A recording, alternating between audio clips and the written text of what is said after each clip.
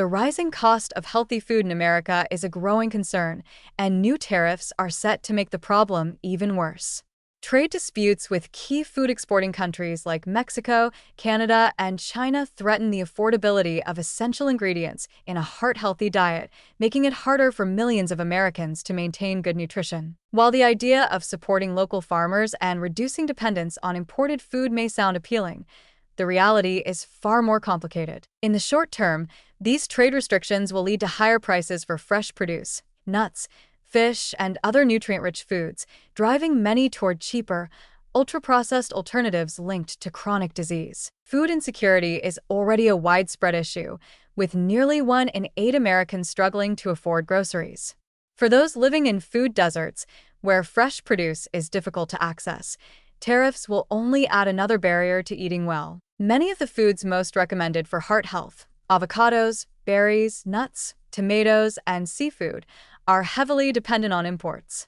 When prices rise, lower-income households will be forced to make difficult choices, often substituting fresh food with processed options that are calorie-dense but lacking in essential nutrients. History has shown that when healthy food becomes more expensive, people naturally turn to what is cheaper and more filling, even if it comes at the expense of long-term health. While reducing reliance on foreign imports might seem like a positive step for sustainability, food systems cannot be overhauled overnight.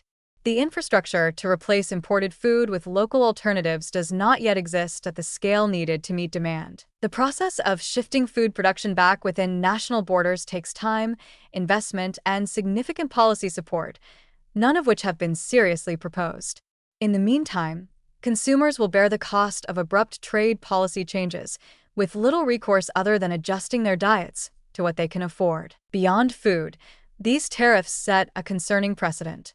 Medical supplies, prescription drugs, and essential healthcare equipment are also sourced internationally.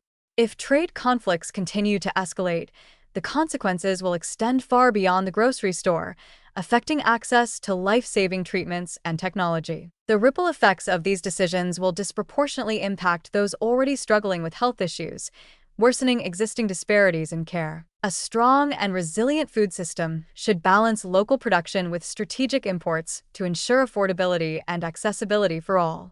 Rather than disrupting access to vital foods through broad tariffs, policy should focus on strengthening domestic agriculture while maintaining key trade partnerships that support public health. Investments in food assistance programs, farmer support initiatives, and nutritional education could do far more to promote sustainable and healthy eating than restrictive trade measures. For now, individuals can take proactive steps to protect their health by making the most of what is available.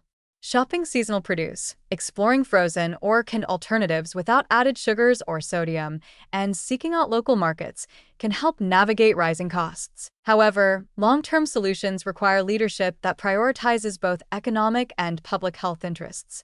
Ensuring that all Americans have access to affordable, nutritious food should not be a political afterthought. It should be a national priority.